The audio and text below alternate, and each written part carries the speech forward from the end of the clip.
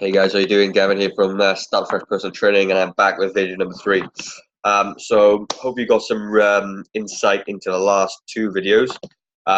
Really, really important that if you are genuinely struggling with your motivation, this is how you're going to get it done, okay? Because you're going to end up with at the end of this little series anyway, you're going to end up with kind of a strategy of how it is that you're going to improve, because you obviously want to improve. You wouldn't be in the group. You wouldn't be trying to lose weight in the first place. So let's just get crystal clear on those things. So the next one's going to be number 3 is habits. And habits are, amazing things, and they can be really bad things. And I'm really big on changing habits. And one of the biggest things that has contributed to my success, I believe, is habits. Now, I didn't realize at the time I was creating new habits, but what was really really funny is that when I first started off, as I spoke about in the first video, it was really difficult to prepare my meals to start with. It was really hard to make make the recipes and everything else. And now looking back, I don't even think about it anymore. It's no effort at all, zero. Never. Yeah, it doesn't even come into my head anymore that I'm not going to prepare my meals for tomorrow, because I've done it for such a long time now. It's just what I do. So I'm now in a place where I probably will always make my food. It's become a habit, and when that happens, then it's sustainable forever. I don't have to think about it. I don't have to worry about it. I don't have to stress out about, oh, I'm gonna make my dinner for tomorrow. I can't be bothered. I've got no time. It's just now what I do, and you know all the habits of where you are right now are learned behaviors. You've learned those things over time. You've learned not to exercise. You have learned and practiced not preparing your meals. You have practiced soothing yourself with food, and soothing yourself with beer and wine, and soothing yourself by relaxing on the couch because you deserve it. All the behaviors are so far away from where you should be. And you know you need to understand that for you to be able to create a change. So smoking habits, drinking habits, they're all there. They're all destructive behaviors. They're all destructive things that you do as a habit, and they're highly addictive as well. And you can same for exercise. People will get into a habit of exercise and become highly addictive, and that's probably a good thing. It's not a bad thing to be able to want to exercise 5 times a week. And when you get into those habits like I do now, I need it. I need to exercise 5 days a week because I'll feel better, and that's what it comes down to, feeling better. So, again, you need to look back at, why you want to change. Without those whys, and without that little vision of what you want to become, it's pointless. It makes no difference at all. But the habits are going to get you there. That's the bottom line of it. So when we're looking at your learned behaviors, all right. That vision thing I asked you to do with the 2 people before and after. What you want to become are all the new habits that you want to become. So somebody exercises more, eats better, sleeps more. They're all little habits and routines that you need to get into. And our life is full of habits and routines. I bet you put the same shoe on every morning, left or right, you put the same one on. You do your laces up the same way every day. You brush your teeth the same way, the same time, in the same place. All a habit. You wash your hands after you go to the toilet in a certain way. It's a habit. You drive to work the same way because it's a habit. Everything you do is a habit, and you don't believe me, just sit down and think about it in your own life and you get there. Which means if you can learn a behavior to do those things, you can learn any behavior. Anything you do can become a habit. Everything. That's what we're going to go over today. So first of all, this is more towards the food type thing, and because I believe food exercise doesn't, the same principles apply, but the topic was people struggling with food.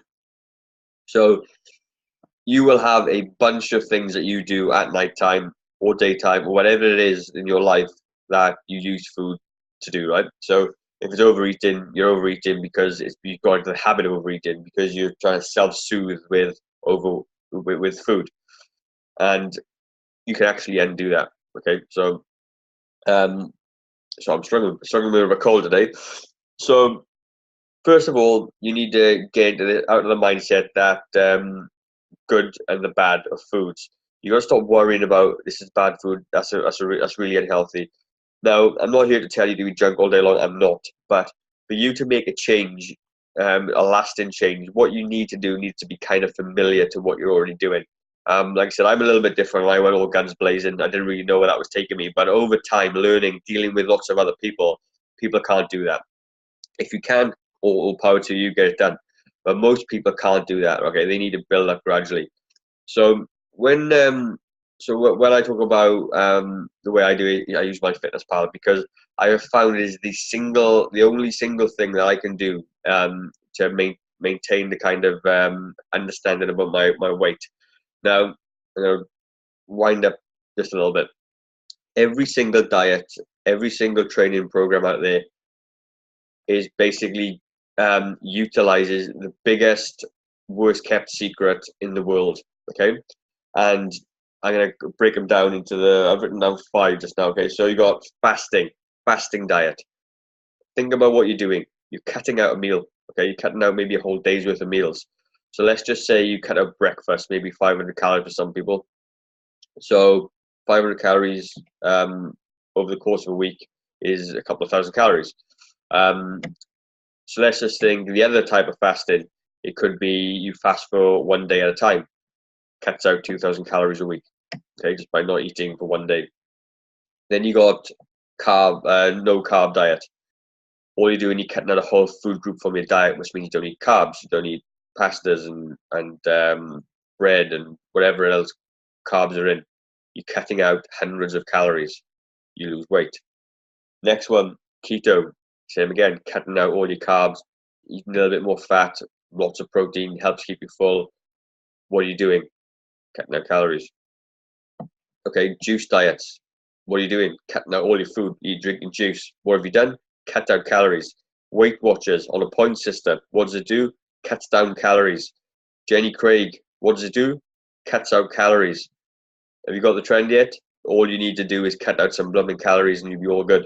So that is why I use my fitness pal, because then it leads into something called flexible dieting. It gives you the flexibility that you need to be able to lose weight in a familiar circumstance. So let's just say that you're the type of person that goes out for McDonald's for lunch.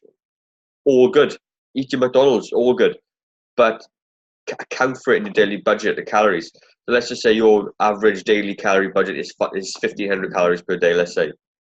Your Burger King your McDonald's might be 600 or 700 calories, right? So therefore, you've only got 800 calories for the rest of the day to play with. There's a good chance that you are going to overeat in that day because the food that you've just eaten is massively high in calories, very, very low in nutrients, which causes you then to be hungry again really quickly. So you're going to overeat a little bit more. If you swap that burger out to a homemade burger maybe, or a homemade meal for yourself, you can maybe cut that meal down by about 200 or 300 calories, which means that you have a bit more left in your budget to play with and eat a bit more. So therefore, you need to get into the habit of tracking your calories, because then you will understand. The question I get asked all the time is, how many calories do I need? I have absolutely no idea. I can give you a calculator, I can give you a ballpark figure, but I don't really know how many calories you need. You literally need to find that stuff out for yourself. And the only way you do that is to track what you currently do and get the number yourself, and then you're going to do it, get in the habit. Okay, so there we're going to do. We're going to look at essentially the worst, best kept secret, which is calories. Once you understand that, kind of a little bit liberated. There are no longer good and bad foods. You can have a piece of chocolate if you want. You can have that chocolate muffin if you want. You can have the Burger King if you want. You just need to account for it in your overall total budget of the day. Granted, if you eat that junk food all the time, you're going to run out of calories pretty quick. It's like having $1,000 in your bank and buying one thing. You can buy one expensive thing, or you can buy 10 lesser expensive things. Now you want to be doing the lesser expensive things because that is going to be the more healthier foods, are lower in calories. They're going to be higher in nutrients than the most expensive thing. Okay, so if that makes sense, trying to explain that better. So, at the end of the day, you can let your budget spread as far or as thin as you want. And what I found is that by tracking my fitness pal and then making the food quality better, I tend to eat a little bit more bulk and volume because I can, because the foods I'm choosing are lower in calories anyway. Therefore, I'm never hungry. I never get those cravings. Everything fits. So if I want a piece of chocolate, I will have a piece of chocolate. If I want an ice cream, I'll have an ice cream. And it's all good. And when you look at that from the week perspective, so each day you allocate yourself 1,500 calories a day. And so over the course of 7 days, that's 10,500 calories. Okay. Now this is where it happens. So let's just say on Monday you eat 2,000 calories. Okay, and your budget is 1,500. It doesn't matter, because at the end you still got the week to make up for it. If you cut then maybe load your calories a little bit over the course every other day by 100 or 200 calories per day, which is nothing, you're going to still meet your weekly calorie needs. And you don't lose weight and gain weight on one day. It takes a bit of time. And I found the best way to do it is by doing it through the course of a week. So that means you can prepare. And I'm all about planning and preparing. If you've got a hefty weekend ahead of you where you're potentially going to have a few beers and a barbecue or pizzas, then you need to adjust accordingly. And once you know this information, you can absolutely do that. So you cut down calories. You eat 1,300 calories a day, Monday to Friday. And you've got 1,000 calories spare for the Saturday to have a couple of beers and a barbecue. Job done. Matter of numbers, easy. So that is what you need to understand. You need to get away from this constant thing that foods are bad for you, because as soon as you cut something out of your diet as it's bad for me, you want it even more, you crave it even more. If I said you don't push that red button, you push a red button because it's just so intense. If you just think, well, all food is calories made up of proteins, fats, and carbs, and it's a budget, and I can eat what I want, as long as I don't go over my budget, then it's all good. You've got a cap on it and you know what to do. And you will be absolutely fine. So on the other side, if you can't control, I mean, obviously track earning, but if you can't control that and you're one of the people that tend to overeat at night because you're tired or emotional, all those other things, then you need to try and have a handle on it. And again, I'm going to give you to do an exercise as well. There's 2 exercises I'm going to do. The first one is going to be, now get your pen and paper. And I want you to write down a bunch of stuff, or maybe some of the things that you're struggling with. So whether it be, let's just say, overeating at night, binge eating could be one of those, whatever that is for you. For me, I used to indulge at night time with lots of chocolate, biscuits and sweets, and big glasses of milk and all those sorts of things. It's really bad. But what I want you to write down is get a little notepad and write number 1 in there, and leave it by where you sit down at night. And when you get that craving to do that habit that you normally do, I want you to write it down. Habit or craving to eat biscuits, 8 p.m. Then have another tab and say feeling. How do you feel?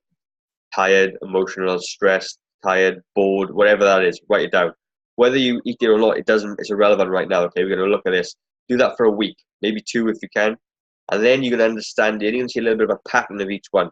For day 2, what time is it? 7:40.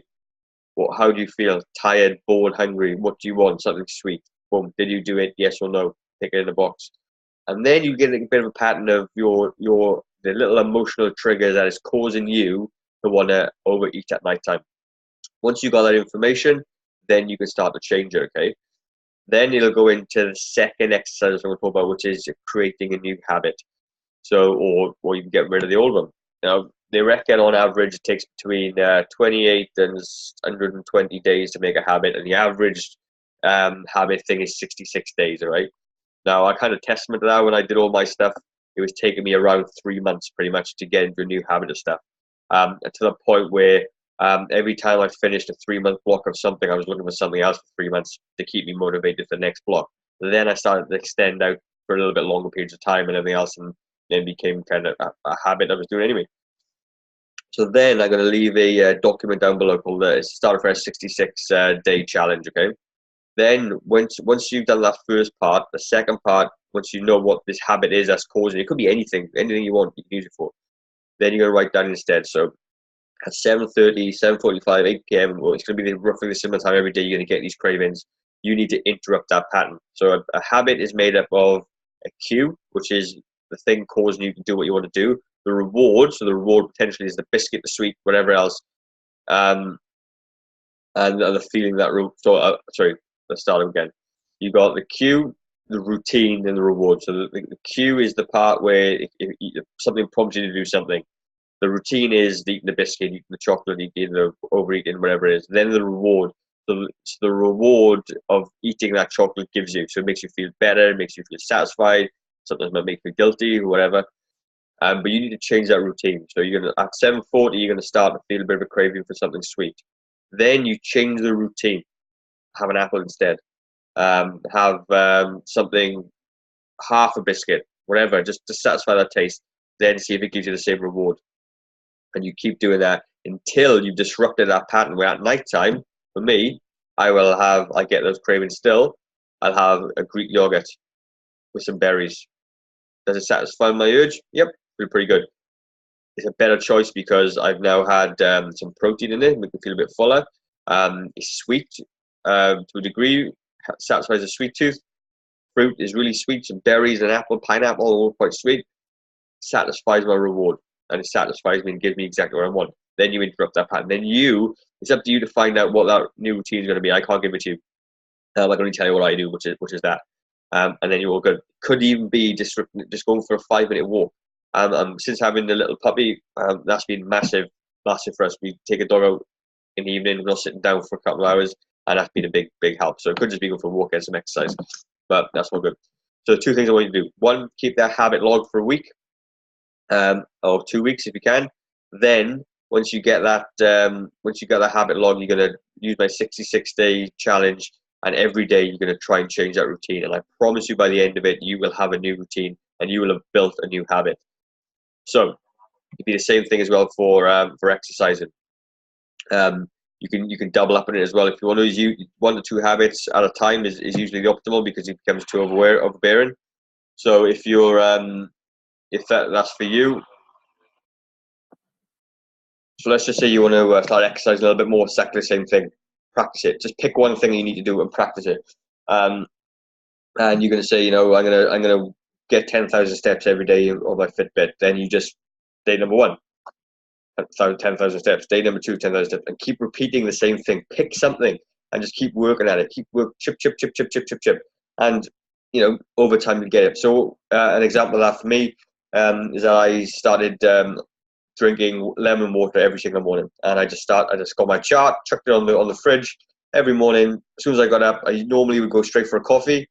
Then I thought, I started going for the water instead. So I use water, put ice, bit of lemon juice, drink it, done. Then I have my coffee and my tea afterwards, maybe. And I did that. Tick it off day 1, day 2, day 3, day 4, day 5. And I've been doing that now for maybe about 18 months, every single day. Doesn't matter where I am. I get up, I crave the glass of water with lemon juice, new habit in place, bang. Rehydrates me, brings me around 10 times quicker than a coffee does. Feel amazing for it afterwards. You can do it anything, any walk of life. Pick something, do it. Keep banging away at that same thing until you get it done. If you get to a point where it just becomes too difficult, pick something easier. Keep banging away, bang, bang, bang, bang, bang, and you get it. So that's it. 2 things I want you to do. Keep your habit log of the things that are like the overeating, the indulging, all that stuff. How you feel. So you can be, number 1, what time it happens. 2, how you feel. 3, what did you do? And 4, how did it make you feel? That's the other thing with 4. And then you're going to do that for 2 weeks. Then you're going to jump in, do my 66-day challenge. If you really want to make a change, tick it off one by one every single day. And let's just see if you can create some new habits. That is how you do it. And that's how I done it. Start fresh, guys. As always, don't make a change today. How will tomorrow be different? Cheers.